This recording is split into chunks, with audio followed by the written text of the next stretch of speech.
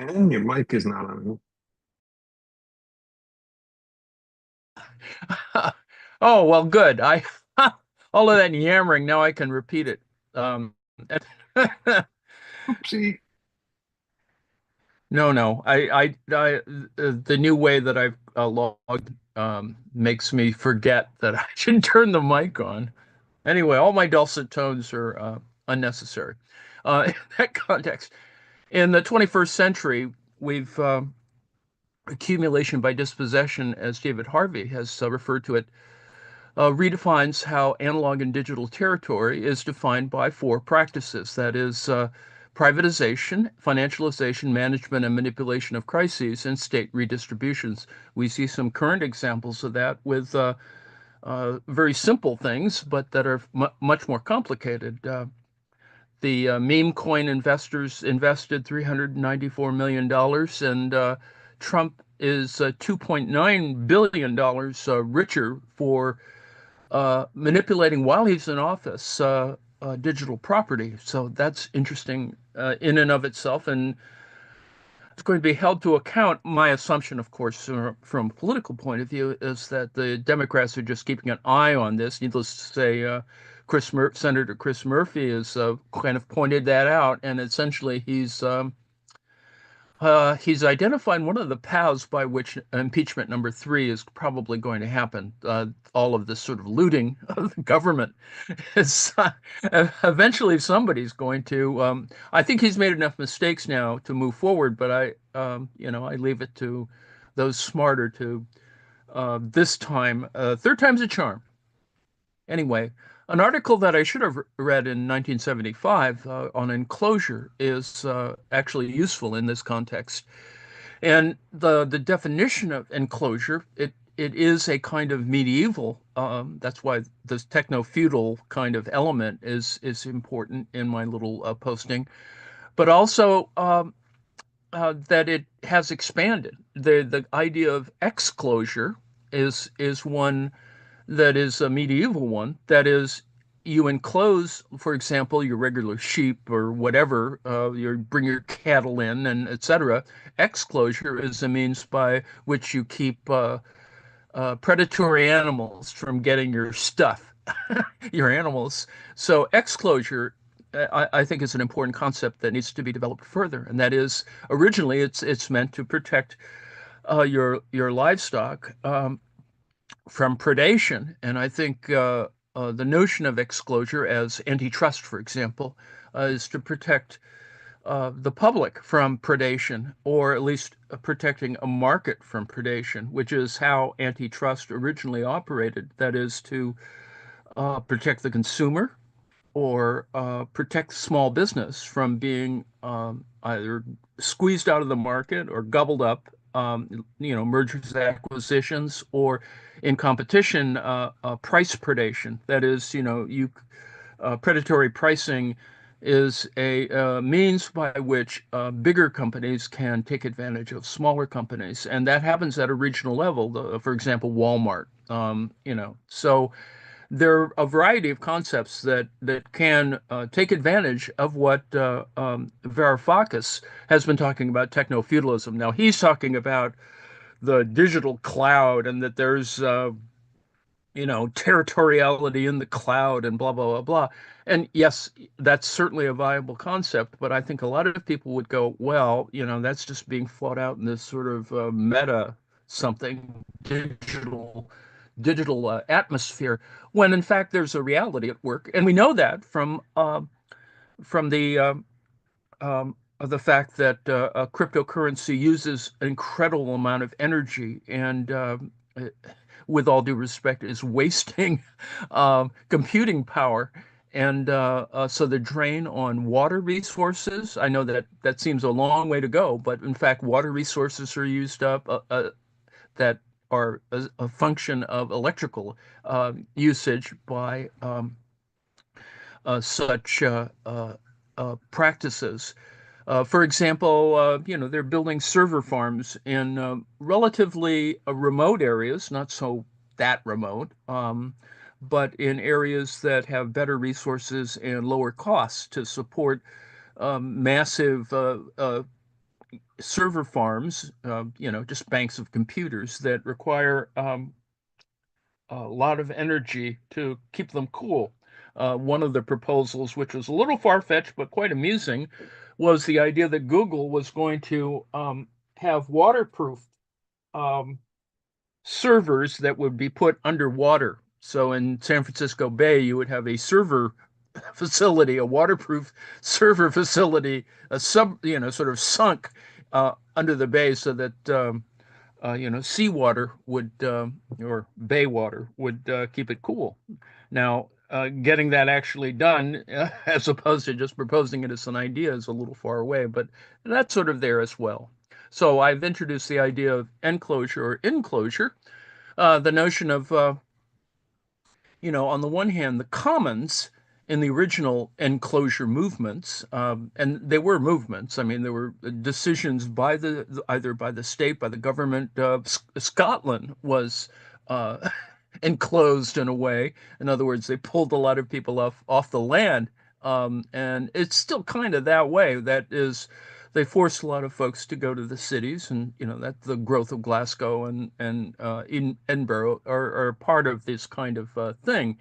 But also, in terms of the creation of closes, that is taking out of larger common fields by their owners, there was a enclosure by proprietors, owners who acted together, usually small farmers or squires, leading to the enclosure of whole parishes, and then enclosures by acts of parliament, which is a massive movement of that in earlier centuries. But you can see even in this simple diagram that common land disappears, right? The little green areas are gone. And after enclosure, you have what is currently common.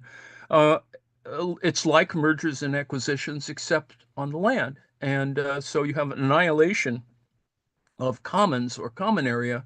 Now, one way to characterize that in an interesting way, of course, is the mythology of Robin Hood, taking advantage of, and there is, it's a myth, of course, or I mean, a legend, a narrative, uh, fiction in that sense. There have always been highwaymen, but the idea is that they took advantage in the context of the original story, which is actually, there's really interesting literature on that as well. The idea that they were taking advantage of common territory like the forest, Nottingham, um, but the Sherwood, the idea that there were different kinds of laws. In other words, putting in a law that that killing a deer in such a context was killing the king's deer because the king obviously had some sovereignty over nature, blah blah blah.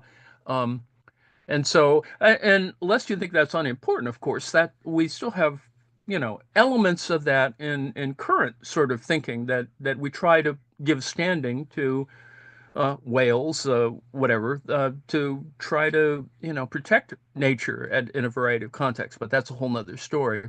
Now, what I tried to also include in my little piece is exclusionary zoning. This is an example of racial composition in Chicago from the 2010 census. And what's interesting is that, and this is nothing new. I mean, Chicago has, for many decades, been probably one of the more segregated pieces of area in the nation. And it just simply is because of the way not only patterns of property patterns, ownership, people who migrated there during the Great Migration, for example, from the South after at the end of slavery, um, all of those things kind of combine. So that's why the South Side has more people of color, generally, um, and a variety of other matters. So you can see that those traditions have maintained a kind of place. Now, exclusionary zoning is ones where you try and keep certain folks from living in your area, and it's practiced by a variety of things. And is quite insidious in many ways. 60 Minutes did a thing, I don't know, about 40 years ago on showing how realtors would code applications to show whether a person was of color or of ethnicity, who they didn't want to live in a certain place. And when I was growing up, and I'm quite old, if you wanted to buy property in a certain place, you needed third parties to execute it finally. And not that there were explicit ordinances or covenants against them, but those covenants have existed for a long time, did exist for a long time. That is, for example, it's not Levittown, but in various areas, for example, you could actually have a covenant that excluded Jewish people, but those have generally been wiped out since the Civil Rights era. But that did actually happen. Now, the point I wanted to make is that there's some these are exacerbate the differences among these things, and techno-feudalism is one way in which we divide using technology, kind of we reinvigorate kind of feudal relations. That is the manorial control, the kind of control by rich folks or the wealthy of everybody else, and an exclusion or inclusion or exclusion is part of that.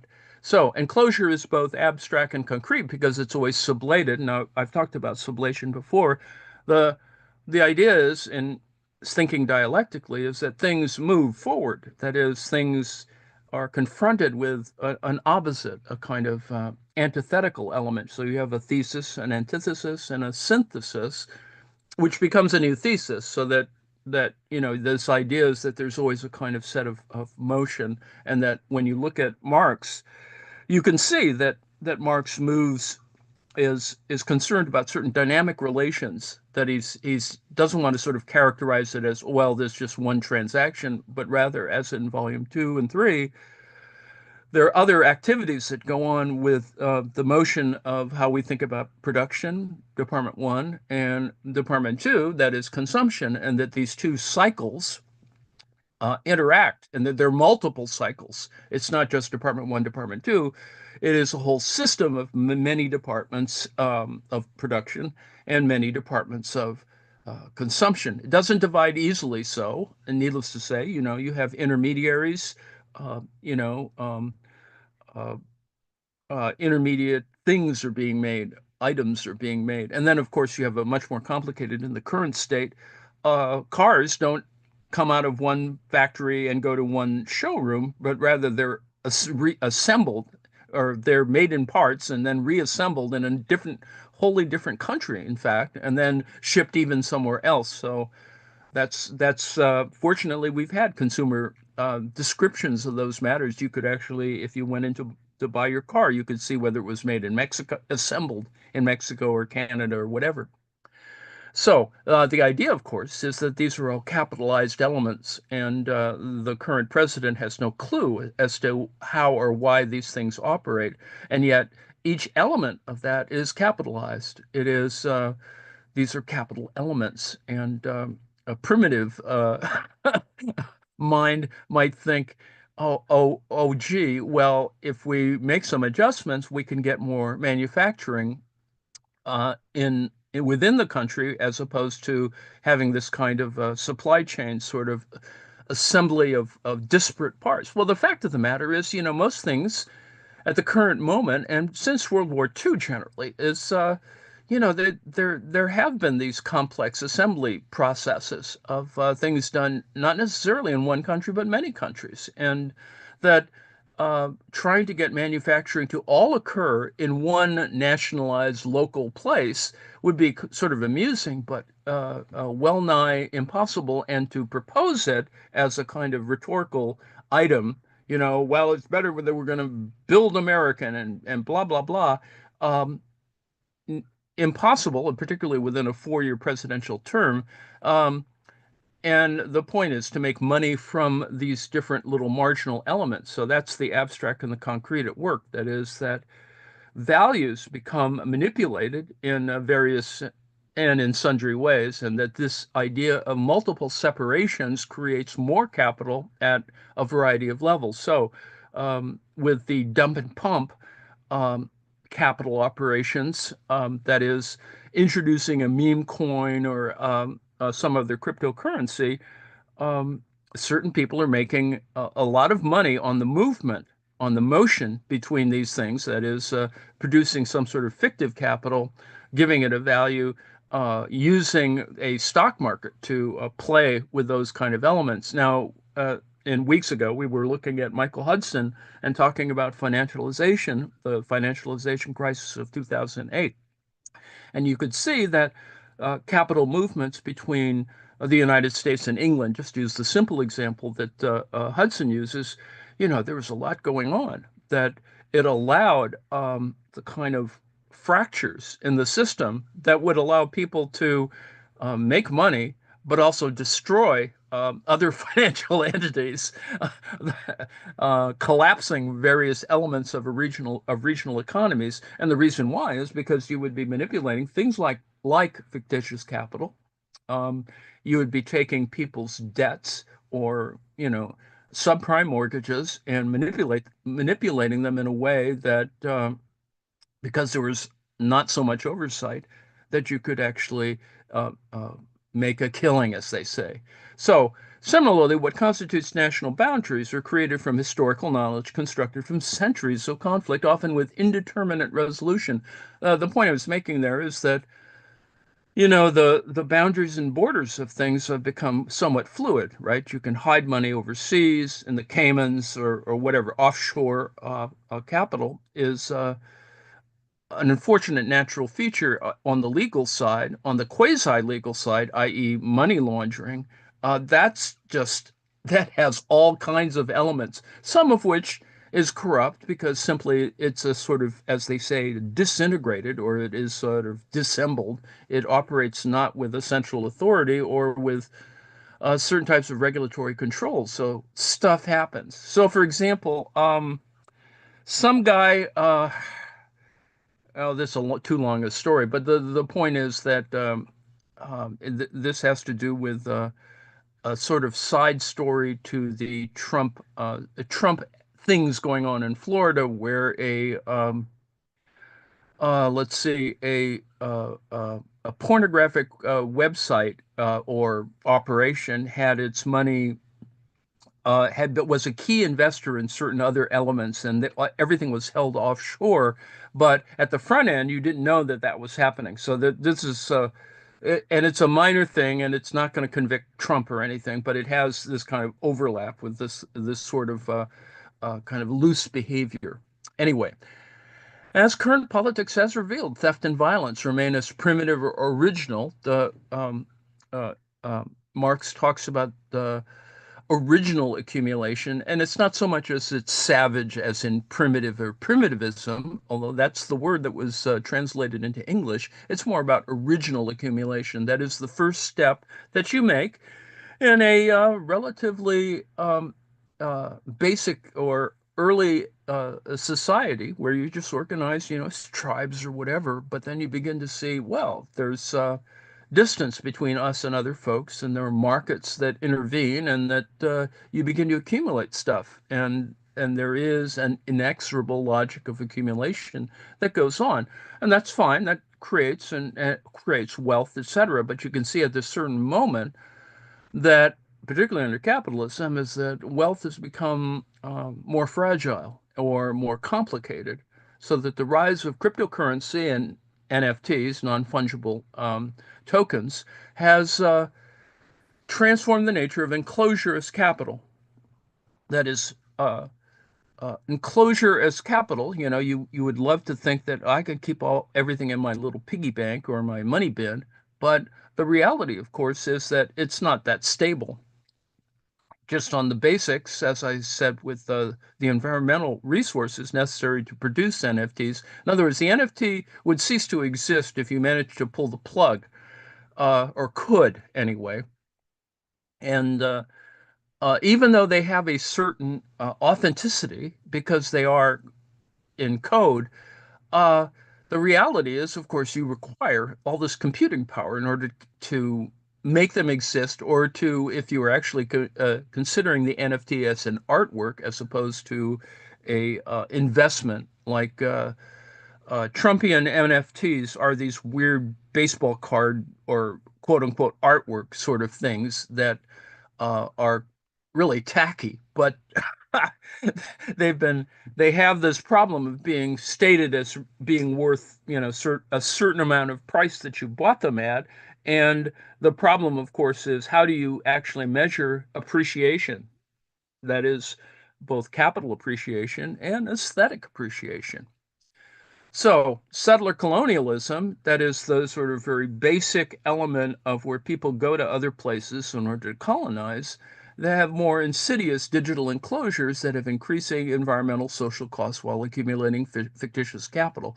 Now, the problem, of course, for the global south is that the global south is not simply a simple division between north and south. They're not enclosed in that kind of way, but there are trade elements at work. And of course, in the BRICS countries like Brazil, et cetera, you have a huge difference between the major cities and the rural areas, and particularly in Brazil because of the fact that the Amazon is a major carbon sink for the planet. Uh, in other words, it's got all that stuff that's taking out carbon, and uh, Brazil is modernizing, and they spend a lot of time knocking down trees, and so modernization or forestation is actually reducing sort of the potential of carbon sinks of that type, and we're not planting trees or whatever in to correspond to that. So, what drives such digital commodities like NFTs, et cetera, is the dynamic nature of rent as the sign of capital accumulation. I'll show below that when Varoufakis talks about this idea that rents and interest, et cetera, are important elements that are the key components of how we need to sort of our analysis needs to look at rent in a sort of new way. Now, my question is, are there dimensional models that can measure the intersections of rents and their social costs? The social cost of a rent is, that environmental cost, the cost of pollution. In environmental racism, there's a difference between the incidence of asthma in poorer poorer towns that are set next to plants, manufacturing plant, industrial plants. And yes, there is environmental risk. You can see it in America. There are poor folks and people of color are sort of crammed into or forced to live in areas where uh, they don't have quite the same amount of resources, and their proximity, for example, to air pollution, for example, it can actually have an effect. Now, the necessary location of carbon capture technology, whether active or passive, typo, should also be measured by its regional rent impact beyond environmental impact. So, in other words, if you put a carbon capture plant, their CO2 conversion um, uh, uh, technology that's being prototyped in a variety of places. There's a very big one in Iceland. Um, that it's good because it has certain resources that make it a better thing to put there. But on the other hand, there's a cost of putting it there and the cost of whether it is or isn't going to do what it needs to do. And in fact, with all due respect, Iceland has active volcanoes, so literally you're building the corrective technology next to the thing that could devastate um, that kind of advantage of carbon capture. Noting, of course, that volcanoes are going to be around a lot longer than us, and that ultimately that's how the planet may get destroyed anyway, regardless of all the things that we're doing for climate. So anyway, artificial intelligence suggests that affordability like abundance. Ezra Klein's new book is on abundance, and it's another neoliberal kind of idea that, well, if we just uh, and not because of trickle down necessarily, but because if we just get better at this, then people will needs will be satisfied, et cetera, which is, with all due respect, naive. Um, Rent is not about price. I mean, it has price and it gets assessed price, but it is fluid, clearly fluid. If you've been out there getting apartments or whatever, within the context of individual budgets or familial budgets, which are made more complex, of course, by family size and et cetera. It's about ultimately it's about that same thing we've been looking at in Marx, that is the that move from concrete to abstract and the way that price does not fully address value. And that value is not derived necessarily from use, of course, but it is comes from these exchange things. And that's the reason why a certain amount of accumulation is problematized by massive manipulation of stuff. That is all that exchange going on creates value, but it only creates value for a certain class of people. So surplus is being created, and it eventually gets revalorized or valorized. That is that it gets converted into stuff that the carbon capture technology revalorizes the carbon in the air, the CO2, and puts it either in the ground so it can be sequestered or converts it into other things, which is, a good thing. But as I said, if you build it next to a volcano, I'm not quite sure, whether you're getting a big advantage. But anyway, in that sense, the polarities are more about capital gain and loss. That is, you can get more front end money to build your uh, carbon capture or carbon conversion technology to put it in Iceland than put it somewhere else. But on the other hand, there are other elements that I think are part of the problem. So, in terms of modeling this as an economic problem, um, you can do it as a kind of standard two-dimensional map. And, there's terrain, and you can see conflict and all those things that we might want to see as the kind of how we do that. And what I've been trying to look at, and I have been looking at for a while, is the idea that you can model in a region a cultural kind of map. Not that you do it with high precision, although the fact is that with AI and other matters, we can actually do some of this better. It's no different than modeling the weather, for example. That is, you have tons of data and you can quickly, sort of organize it. That's the beauty of, and where the profit is, of course, for AI tech, is to do those kinds of things. And in some cases, it's doing it on the government's dime, and in other cases, it's sequestering, as it were, in terms of monopolizing or oligopolizing the data, which is what's happening. So you can layer various models atop a natural terrain model. The digital terrain models have been there since most of my lifetime, and it is important to sort of think about carbon in that particular context. And it is no different, as I said, than weather patterns on the one hand. So the relationship between carbon as a commodity, that is, carbon is a commodity in the context of trying to, there is a trade in credits and debits, as it were, for carbon, carbon taxes, etc. Now, all that is well and good, but as we've seen with carbon markets, um, they generally are not as effective, with all due respect. I mean, there's huge carbon thing that regulatory thing that goes on, but essentially it's not doing the job. It's working, to kind of manipulate the tax system, but in fact, because it's capitalism, uh, profit gets cleaved off here and there, and well, with all due respect to socialism, I think we would actually do a little bit better to not allow a sort of a market for carbon to sort of do its same thing, because it is going to create problematic surpluses. Now, the point is, of course, could you model the climate system like that? And of course, not really. Uh, it's as absurd as trying to, well, we can stop hurricanes with nuclear weapons.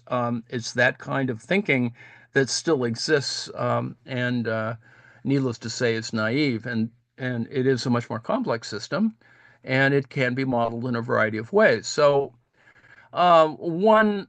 method, and I'm not using this as the answers, no answer. In fact, I just asked AI the question about whether you could apply a Grimus square. AJ Grimus, French semiotician, literary person, but what he does is he uses the same kind of idea that we can model certain things, that things are seen and not seen, and applying that to a rent system is less effective. But I asked it whether you could do it, and it talked about affordability and not so affordable things.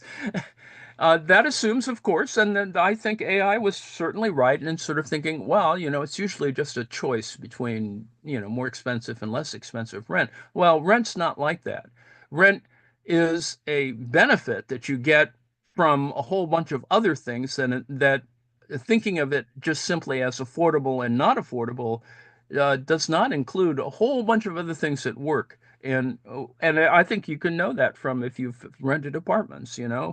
Um, what the landlord estimates is not the same as what the landowner estimates, and then there's all other kinds of rents. And without getting into a long lecture on it, there's a difference between building rents and ground rents, and particularly if you're in a mixed-use development where there's commercial things in the structure, that also creates other weird complications. And the simple example, of course, is it costs more to rent a parking space in New York than, a McMansion in some place else in the country, and you have to sort of estimate what it is that you're getting or not getting in such a rental situation. Anyway, the Grimus square goes back to the semiotic square, which goes back to Aristotle on a certain logic about things that were and weren't sort of possible. Now, the point, of course, that I get from all of that, without getting into the technical details, is that you can increase the number of analytic classes. So you can talk about life and death, but then there's there you can create additional analytical classes, and so it's not life and death, which is certainly the most important element. One is life, two, death, three, life and death, which is logically considered zombies, right? The Walking Dead, which is problematic in its own, the voodoo and etc. And then neither life or death, which is angels. So you actually can increase the number of analytic classes. So it's a categories problem.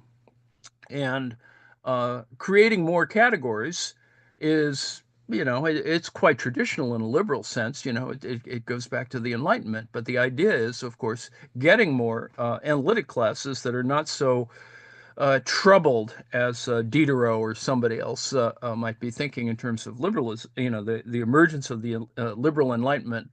Um, it is about having more analytic classes that allow you to go beyond two dimensions. And so I would assert, and it's sort of what I've been fiddling around with, is the idea that you have a multi-layered system of categories, planes, as it were, to be simple about it, planes and surfaces with points and networks of values. Now, of course, the problem of values goes all the way back to the price value problem, but we can sort of try to approach this from a modeling point of view. Now, other people have approached this in a different way. There's a whole variety of folks who do this in terms of systems dynamics or a variety of other things from other fields, from material science, etc. And so there's no one perfect model, and in fact, it may be multiple models that a complex system dynamics of multidimensional economic activity may be what go on. Now, the point is, of course, that other things are going on. And there are, of course, colonial surfaces. We talked about surfaces, right? Or a neo-colonial surface. There's a difference, of course. One's already developed and sort of manipulated. The other one is only just beginning to be colonized.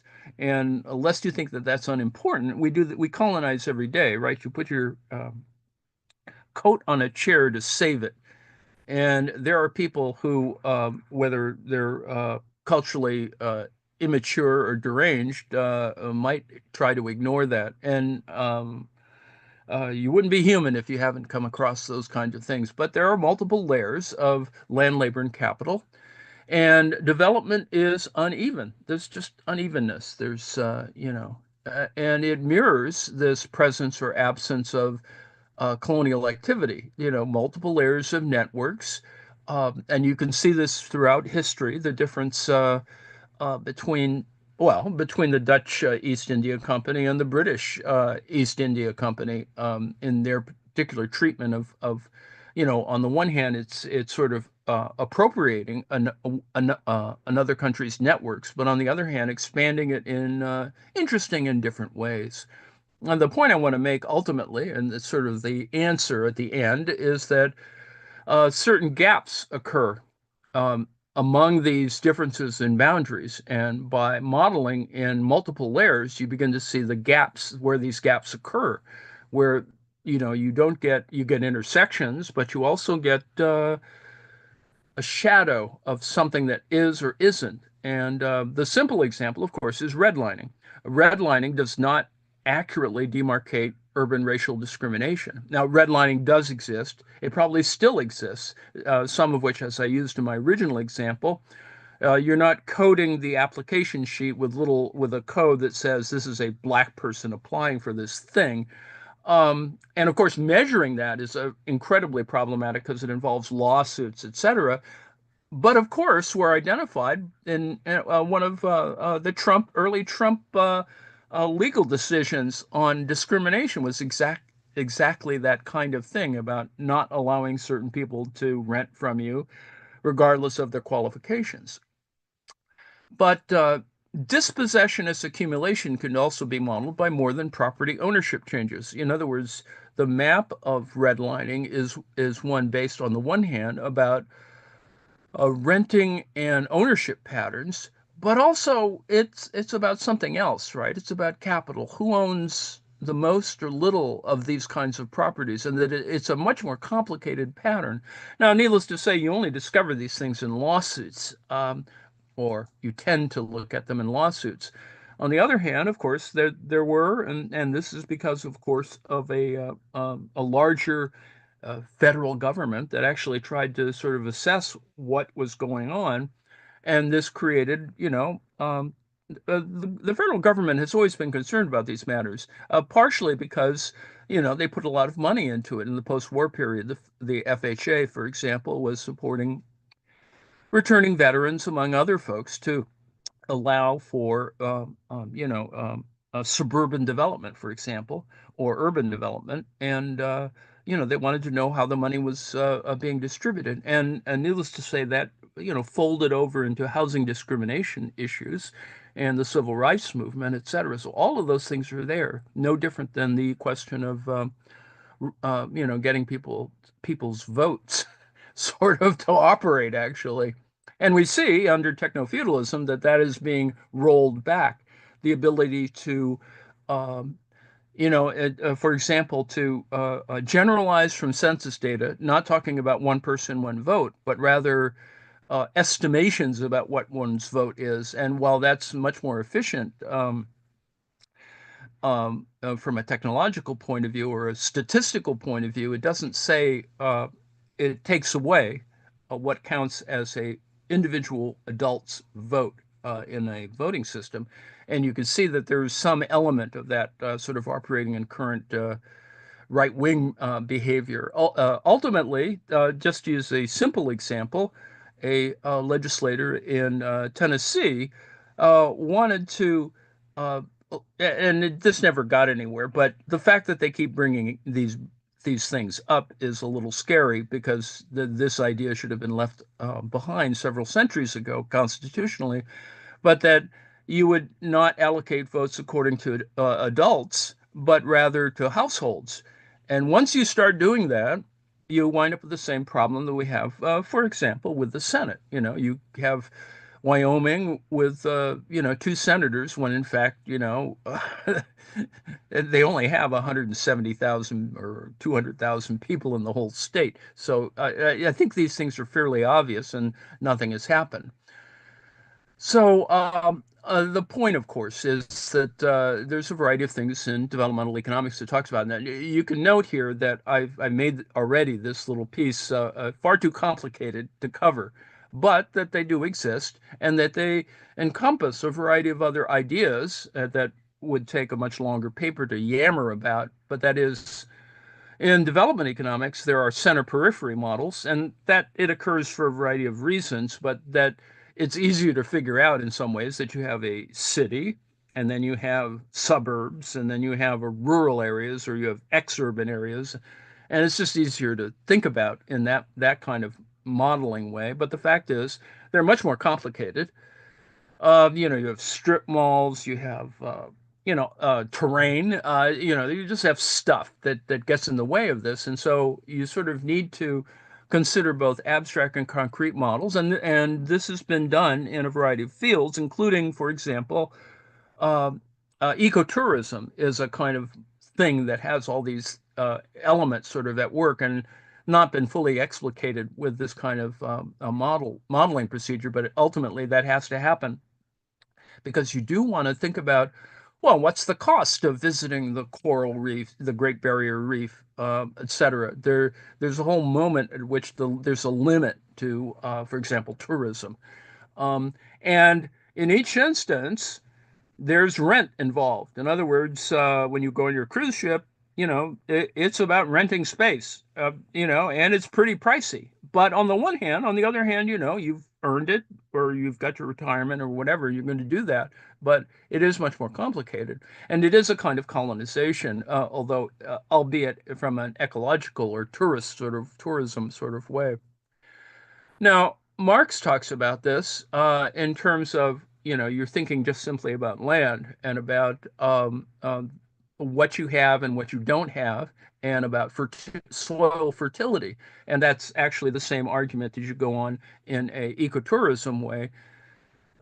There's a certain point at which, I don't think I have to go see the Great Barrier Reef. I mean, I think it's really an interesting thing and a very important concept and et cetera. But I don't think I have to go visit the Great Barrier Reef to know how important it is. Similarly to Antarctica, as much as I like penguins, um, there's just things that I'm happy to have David Attenborough sort of mediate that activity for me. But it is this idea that it is a complex system, and it is a system in which there's a lot of conflict, and often we don't notice that sort of conflict, or we only see it revealed in weird ways, like the uh, the apartment that's available to the UN ambassador from the United States is an incredible little structure, and I don't think anybody else in the federal government gets that kind of apartment. Um, I mean, just as a function of being in that particular position, although you could say that paving over the White House Rose Garden, which is what Trump is currently doing because he wants it to resemble the patio at Mar-a-Lago, is should be getting a lot more criticism than it currently is. I am sure that now that the weather is better, we're going to see this sort of move forward, and people with mojitos, et cetera, out there in the summer. But anyway, that's another thing. So, enclosures of concrete and abstract areas can be modeled, whether it's evidence of an environmental racism, redlining, as I just mentioned, air, water, soil quality, or financialization. All of those things, combined in a variety of ways. Resort construction in foreign countries by certain people. It's sort of part of that same kind of idea. Excuse me. So the valorization of waste. Now I'm just shifting gears here, but the fact is, rubbish is part of all of this process. And so we know that there's an island of plastic sitting out there somewhere in the Pacific. Um, Remediation of those kinds of ideas, that is, that they haven't gotten rid of that damn thing, and there should have been a value set on trying to get rid of that kind of stuff because it is problematic. And in fact, there's probably a cost, probably a multi-million-dollar cost in removing that, and so hence can be a commodity.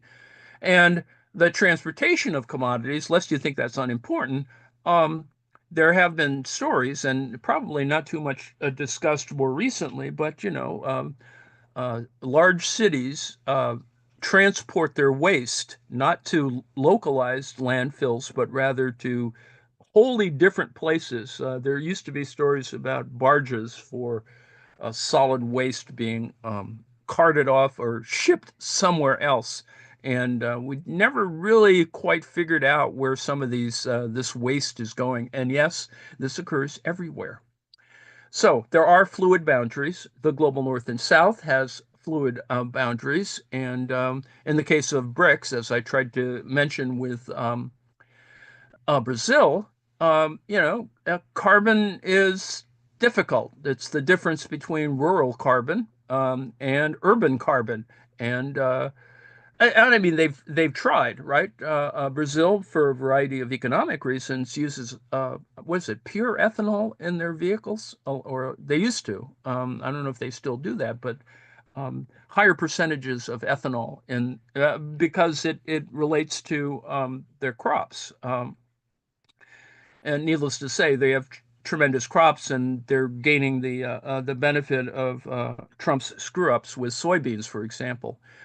Anyway, the point is that there are trade networks, there's supply chains, pollution gets moved around, and you sort of have to, from a levels point of view, you have to measure the movement of carbon pollution in that way globally against the fact is that carbon itself moves around because of jet streams and other um, weather stuff. So the point is, of course, it is this idea of even though emissions are effectively decoupled from GDP growth in certain rich countries, this hides the fact that rich countries are effectively exporting their consumption emissions to poorer countries. Rich countries consistently have higher consumption emissions. The emission and America is in that you know, pack the emissions associated with each country's consumption, then poor countries, often rich countries, use these offshored emissions to shift the burden of climate change mitigation on the poorer countries. And this is part of, carbon markets, right?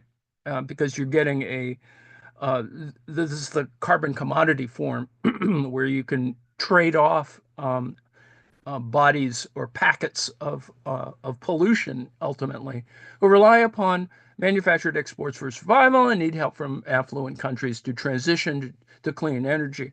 And yes, the transition to clean energy is not something horribly revolutionary. It is unfortunately very marginal, or it moves slowly. Let's put it that way.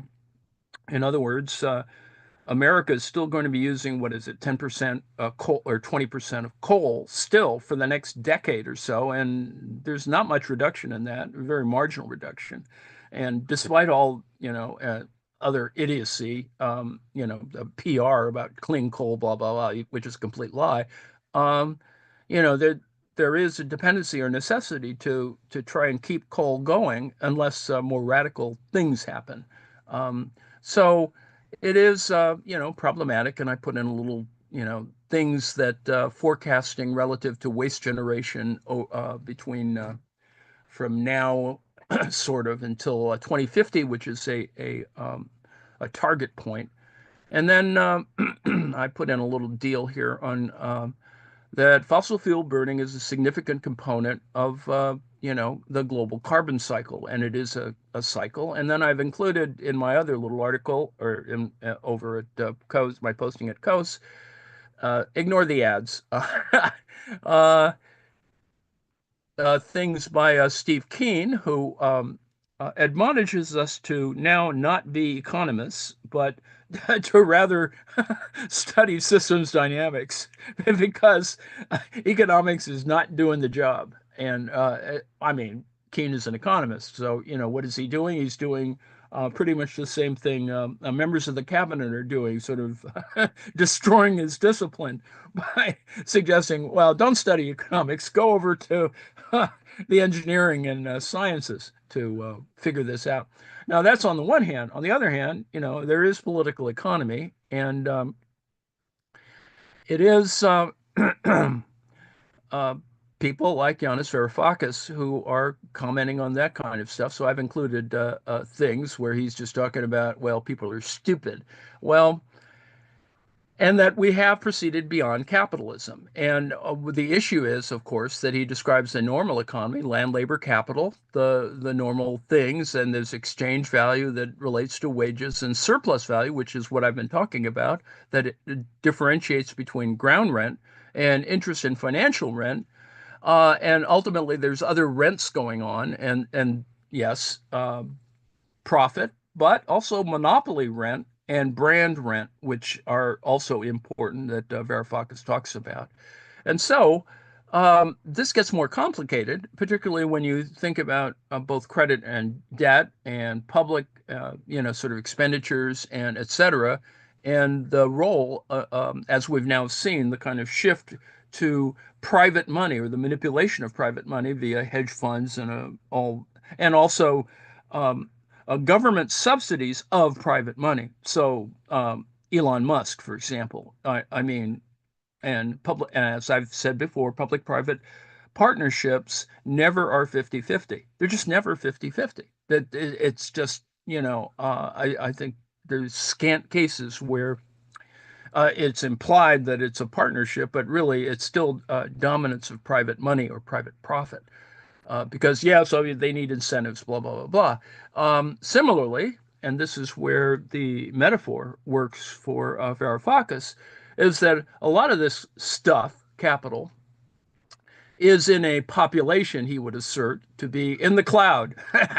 Cloud fiefdoms exist, cloud rent exists, there are cloudalists and cloud capital and cloud serfs, because sort of we're cloud serfs too, right? Most of your banking is done, you know, digitally and not with pieces of money, actual money. So there's all kinds of problematic elements built into that. So that's his little metaphoric thing. It's better than the Minotaur that he did a decade ago and stuff like that. And so, what comes after capitalism? Well, we sort of do or don't know. But I think, as with other folks who are critics of capitalism, is that I think we can move into a better place if I think more human elements are integrated in there. So that's kind of where that goes. Now, I've used up most of my time, and I've ended on exactly when I should have ended. Let's take a look at questions and queries in the chat. Clouds are on the ground in somebody's server room. Indeed, they are. Um, Unlearning Economics on the YouTube channel. Indeed. Um, and then Japan, yes. Plastic packaging atrocity. Indeed. But they are, yes, maniacal about recycling the excessive amount of it, and that just comes with the territory. And um, yes, Tesla charge. The absurdity, of course, is the proposal, and I'm not sure it was actually implemented, but that electric charging stations exist in federal facilities, but Trump wants to pull them out in order to advantage Tesla charging. So that's a whole nother story. But and of course, yes, paving over the rose garden, critters, yes, deadly critters, de facto Jim Crow, indeed. Um, we still Jim Crow still exists. It just it's gotten submerged and now it's gotten a little bit of resuscitation, which is problematic. Yes, sublation and sublimation, or is an interesting, important idea. All that is, solid melts into air, as Marx says. Um, so, and I thank Joe for reminding me that I still had this stupid microphone off just because of the way I sign in now. Um, so anyway, I will sign out and allow us to get on to other matters. So I'm going to stop share and then stop the live stream. Stop share.